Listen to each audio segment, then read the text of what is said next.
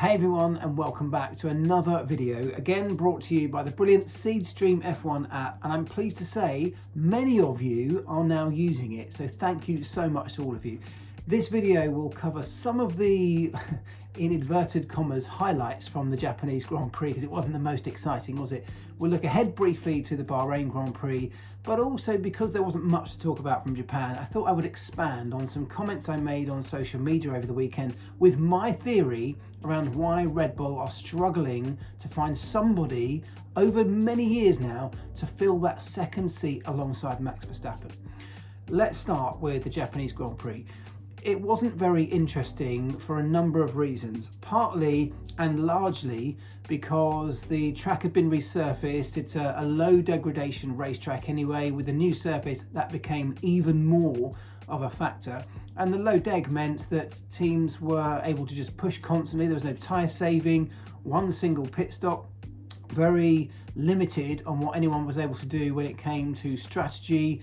There were no retirements, safety cars, no involvement from race control, all of which on another day would be great, would be crying out for that. But all of those circumstances combined to make a race that was pretty much processional, and more or less where people started was kind of where they finished. So the impact was made on Saturday, and on Saturday it was Max Verstappen that dragged an incredible lap, I have to say, out of that Red Bull from out of nowhere, and big credit to the whole team for turning things around between Friday and Saturday, which is something that Red Bull have a history of doing very, very well. The team, both at the track and back at base, seem to work very, very well through the data, through simulations, through experimentation and trying different solutions to figure out an answer to the problems that they might find when they hit the track on Friday. That's a good skill to be able to have. Of course, you always, as a team, want to hit the ground running. You want to be out of the box and be quick and not have to make too many changes. But the skill, the real talent, the real skill is when you do have some challenges, some struggles on a Friday, when you face a new circuit or a circuit with different characteristics, and then you have to figure out a way of engineering your way out of those problems. Red Bull did that very well, and they have done that very well, I think, consistently over time. So credit to them. McLaren again looked very, very strong, and you know, perhaps the low temperatures, and if you think about it, the first three races have all been relatively low temperatures and low grip in some circumstances, and it hasn't probably suited the McLaren. If you really pick the best conditions that suit that McLaren and that team, it's probably not those. And yet every single one of those weekends they've been there or thereabouts, winning 2 of the 3 races, and you know, a decent second and third in Japan at the weekend. So that's a team and a car that looks very, very strong in almost all conditions. Fast forward a week to Bahrain. It's about 8,000 kilometers away, which is a challenge for the teams and the whole infrastructure to get around the world to Bahrain and to be set up and ready, of course. But the engineering challenge is a very, very different one, because the circuit's completely different. The temperatures are obviously going to be much different, up above 30 degrees probably, where it was struggling to reach 20 degrees in Japan a week ago. The circuit is different in that it's a higher thermal degradation circuit, because the temperature's so high. This is about keeping tyre temperature under control, and that means you've got to drive the car differently, you've got to set it up differently, manage your pace at different times in the race differently, where you sit behind traffic, and when you choose to push, when you choose to sort of back off and cool those tyres, really important. Even over one lap in qualifying, you can go too hard early on in the lap and overheat your tyres by the time you get to the final sector and lose you know, an abundance of lap time. So there's a totally different approach to a race and a racetrack like this, which will bring out different skills and different characteristics of teams and drivers up and down the grid.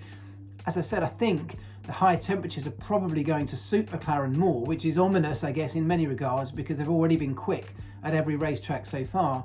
If we come to the conclusion we think this one might suit McLaren, well, you know, this could be a difficult place for others to try and compete, but only time will tell. Historically, I'm not sure they've actually gone that well in Bahrain, which is slightly ironic given that they're owned by the Bahrainis. The National Sovereign Wealth Fund of Bahrain is the majority stakeholder in McLaren. Yet they've not always had the best time there. But I think this year it will suit them better than some of the other tracks we've been to so far. So lots to look forward to for Bahrain. I think it's going to be interesting. Again, a very, very different type of challenge, and that's what a season over 24 races in my mind should always be. A real mix of different circuits, different conditions and environments, different types of challenge. If we just went to 24 races that were the same kind of racetrack, and that this, by the way, goes for the purists who say we only want to go to the Spas, the Suzukas, the Silverstones. But for me, it's about, yes, having those iconic racetracks on a calendar, but also let's throw in some street tracks and something that's a little bit unusual, like a Baku or whatever. You know, these places just throw into the mix and add to the challenge. I particularly like that side of things, the way the calendar's going. Even though it's long and getting the balance of those different circuits, I think is the challenge. I like the mix that we have. So Bahrain, I think, is going to be a more interesting weekend than we saw in Suzuka, for sure. What else can we say? Well, look, let's come on to this other big topic. I threw some comments out on social media at the weekend talking about how Red Bull have struggled, obviously, with the sacking of, or the demotion of Liam Lawson just over a week or so ago, and the promotion of Yuki Tsunoda. It just highlighted this long-term problem they've had of trying to fill the second seats with someone that can match Max Verstappen. And the theory that I've come to, I'm going to expand on it a little bit more here, is that Formula One itself, the teams, the cars, but also everything around it, the way the cars are driven, the drivers' preparation, the engineering preparation, everything's now a lot closer to the upper limit of what's achievable. And it's symptomatic of lots of elite sports, right? The sporting world at the very highest end now is going down to marginal gains all of the time in all areas, trying to improve what it is a competitor can achieve. And that's a natural progression in sport. But in elite sport, we push those limits far greater than most other places.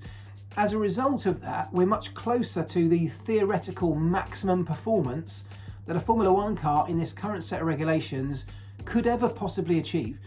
We're really quite close to the upper limit of that in the way they're designed, in the way that we engineer them, simulate them, the amount of data we have to go through and figure out how to get the best out of them. We're looking for tiny incremental improvements because everybody is up at this very high level. On the one hand, that's great because we've got the performance converging. It's symptomatic of the era that we're in, where we're pushing the limits in elite sport, but also a symptom of the fact that we're coming towards the end of this stable set of regulations where the teams and engineers have figured out how to get the best out of this type of technology, out of these regulations. All of that means there's not much more room to push performance much more. We're looking for smaller and smaller gains. It's that law of diminishing returns. Now, if you compare that to 10 or 15 years ago, we were nowhere near, relatively speaking, the limit of performance that we are today.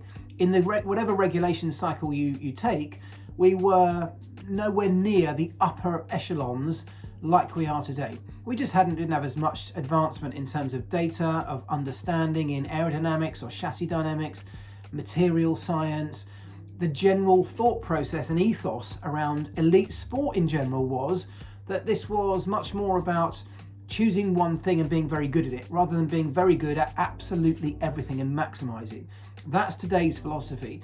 But back then, the point of this story is to say that back then what we had was an opportunity for teams and drivers on any given day to make a real difference. And by that I mean, you could design a car in a set of regulations that might look very different to the competition, might have different technology, you could come up with great innovative ideas, and that would catapult you forward. It would give you a great advantage in terms of performance. But someone else might design a car that looks very different and approach that set of regulation challenges in a different way, but come up with a similar lap time because there were lots of ways to attack the same problem. And that's because we were nowhere near this fine limit that we are today. The same, in my view, applied to driving back then. The drivers could approach getting the best lap time in a number of different ways. So lots of different driving styles could achieve something spectacular. And on a particular day, a driver could do a brilliant lap and really catapult themselves up the grid, do something very special. A great driver was able to make a really big difference over and above some others on certain days or certain opportunities as they came up in Formula One. And it's because we had a large window of performance, if you like, because we weren't quite near the upper limits. The window of performance, the operating window in which you could get a decent lap time, was quite large because there were a number of ways to approach it.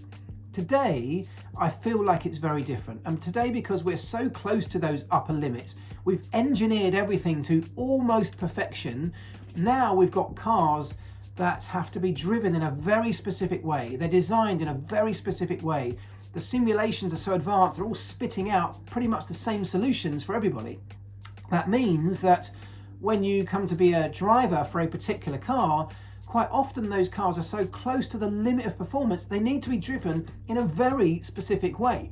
And that means that you have to have a certain driving style to suit a particular car if you're going to get the best out of it. And when I say getting the best out of it, we're talking about a few percentage here and there that's making the difference.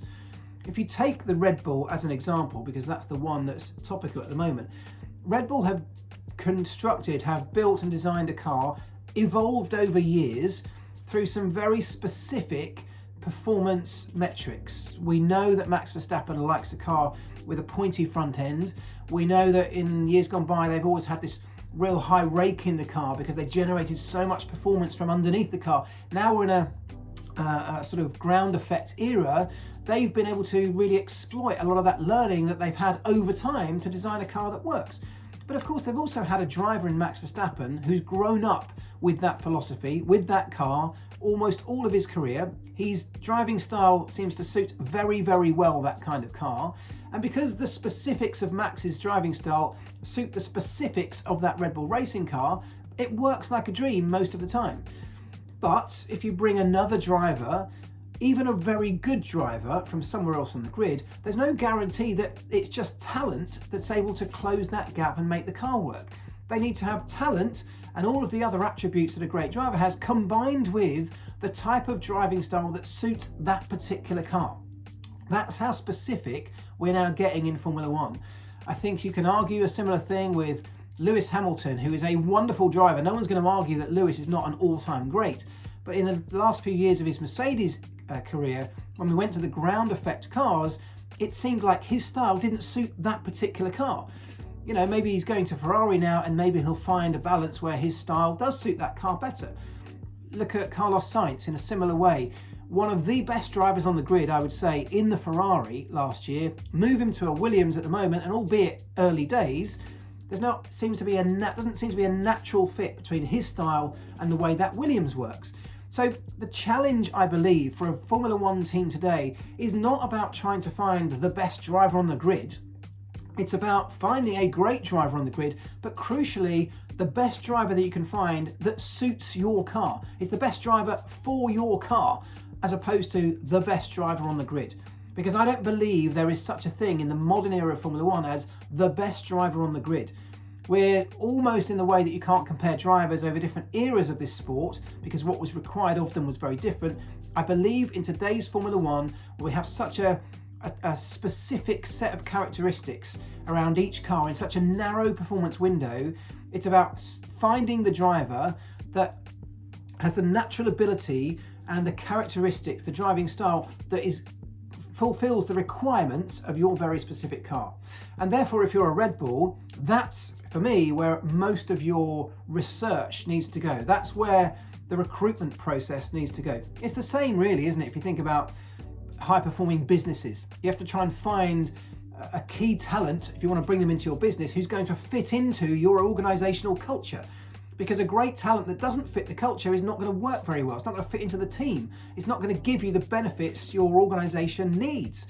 Even though there might be a great person, a great talent, full of knowledge or expertise, if they don't fit the business, it won't work. And I believe it's a very similar philosophy today. So I think Formula One has changed over time, which of course it has naturally, but we're pushing the upper limits of performance, which means we've shrunk the window of where that performance can come from, because we are now in such a fine, narrow channel of where that performance can fit, that we have to find drivers that suit a particular car or design a car that suits a particular driver. Red Bull, you can argue, have done that with Max Verstappen. Finding someone with a similar style who can get the best out of it in the second seat is another challenge altogether. I would love to know your thoughts on all of this. And as we move through this season, together with thoughts on this kind of topic, I'd love it if you could get into the Seedstream app and drop us a note. Let me know what you're thinking. All of the top stories that come at any time over a Grand Prix weekend and in between times will pop up in the Seedstream app. That's what's great about it. Breaking news articles from the trusted sources that you know and love. Written articles, videos, social media posts and beyond are all sat there centered around a certain topic as and when they pop up. That's why I love it. That's why so many of you are loving it as well. I'm really grateful to anyone who's downloaded it. It's totally free. There'll be a link in the description. Please go get it, because the more people that use it, the more we can grow it, and therefore the better we can make the app in the long run. In the meantime, have a great week, guys, and I will see you after the Bahrain Grand Prix. Ta-ra.